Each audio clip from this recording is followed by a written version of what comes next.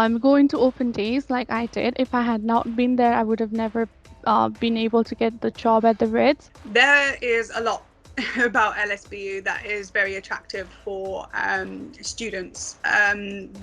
Where the main thing that LSBU attracted me was the fact that their lecturers had been there for so long. They had a low turnover of lecturers, which meant that the teaching was consistent.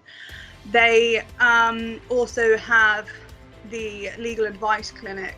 They've partnered with St Mungo's, for example, to provide work experience and some other law firms. Do a little bit of research into what you might like to do as a job, and then go and speak to the guys in the Careers Hub, because they have lists of jobs already that they have already working with people, but also they can help you find a place that is specific to what you want to do, because why not go and try out a job and get graded for it? I think you could also talk to your lecturers, go into Careers Hub and listen to their advice.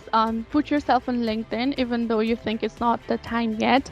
You'll find so many job opportunities there. Just go for everything. Don't think that you're aiming too high. Ask your lecturers, ask the employability team, just ask. There's no harm in asking for work experience.